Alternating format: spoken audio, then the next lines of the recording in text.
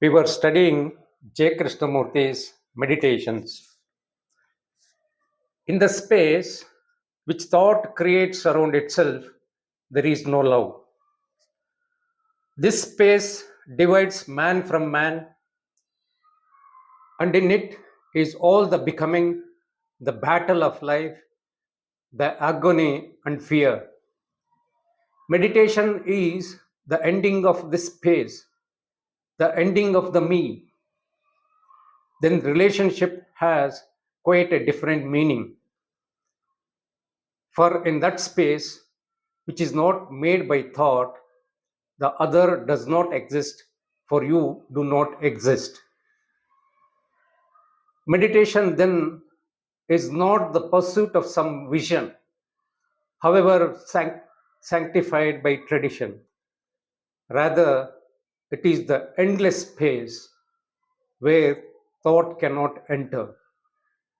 To us, the little space made by thought around itself, which is the me, is extremely important. For this is all the mind knows, identifying itself with everything that is in that space. And the fear of not being is born in that space. But in meditation, when this is understood, the mind can enter into a dimension of space where action is inaction. We do not know what love is, for in the space made by thought around itself as the me, love is the conflict of the me and not the me. This conflict, this torture is not love. Thought is the very denial of love, and it cannot enter into that space where the me is not. In that space is the benediction which man seeks and cannot find. He seeks it within the frontiers of thought, and thought destroys the ecstasy of this benediction. Belief is so unnecessary as are ideals. Both dissipate energy, which is needed to follow the unfolding of the fact, the what is. Beliefs, like ideals, or escapes from the fact, and in escape, there is no end to sorrow. The ending of sorrow is the understanding of the fact from moment to moment. There is no system or method which will give understanding, only a choiceless awareness of a fact. Meditation, according to a system, is the avoidance of the fact of what you are. It is far more important to understand yourself, the constant changing of the facts about yourself,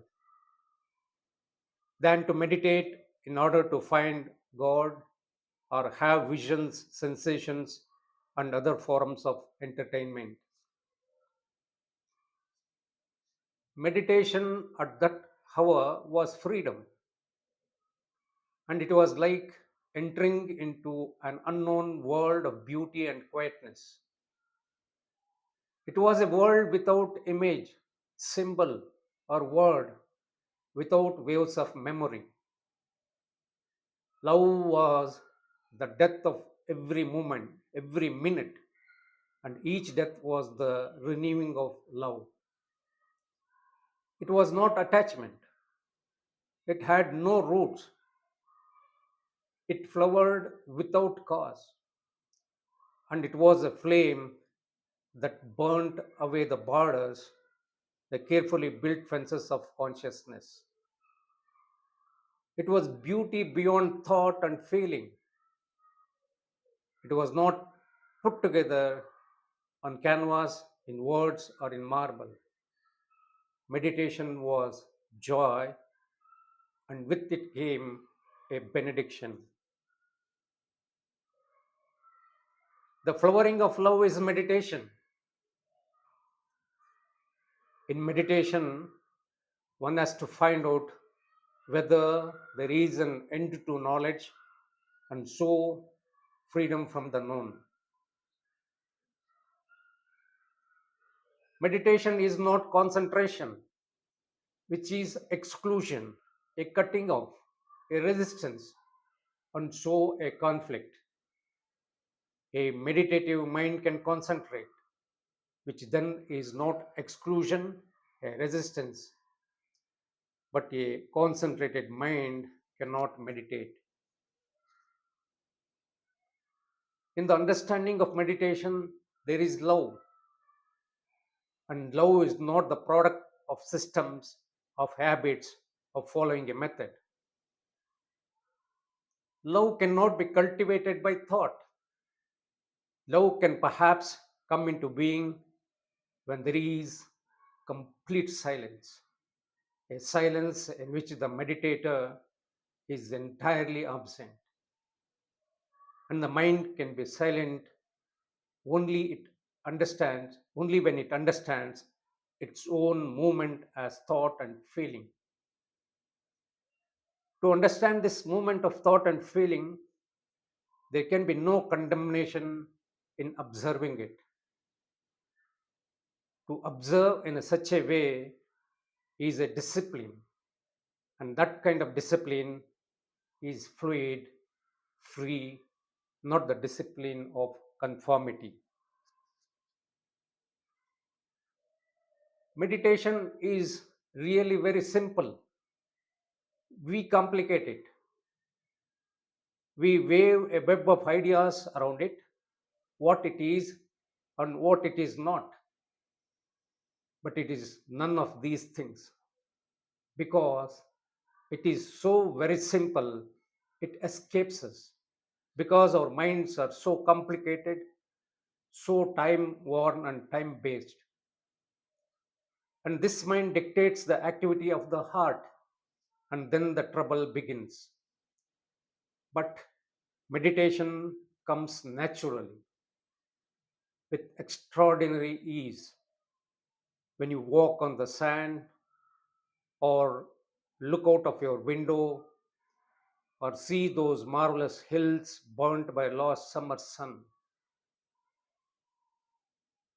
Why are we such tortured human beings with tears in our eyes and false laughter on our lips?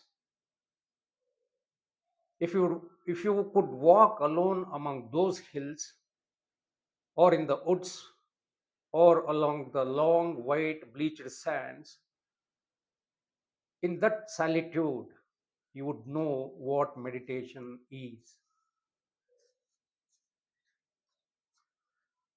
The ecstasy of solitude comes when you are not frightened to be alone, no longer belonging to the world or attached to anything. Then, like the dawn that came up this morning, it comes silently and makes a golden path in the very stillness, which was at the beginning, which is now, and which will be always there.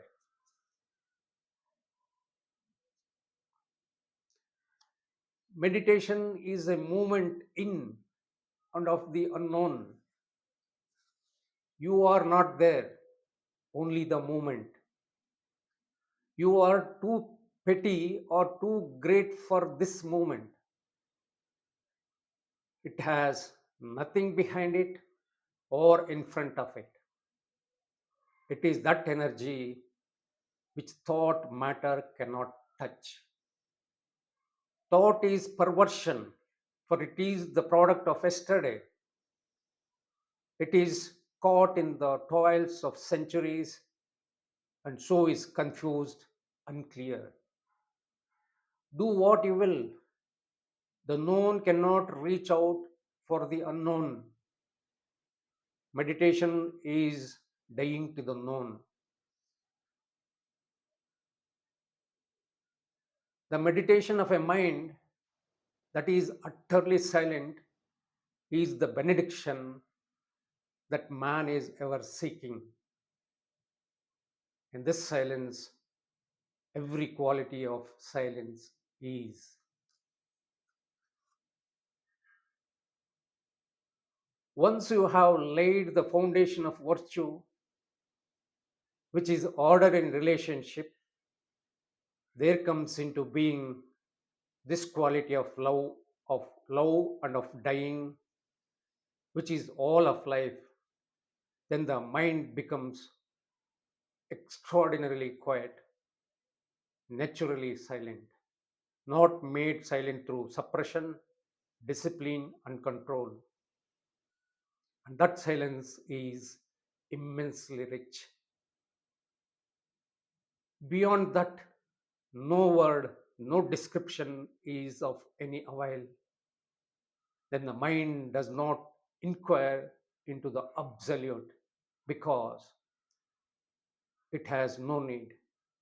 For in that silence, there is that which is. And the whole of this is the benediction of meditation.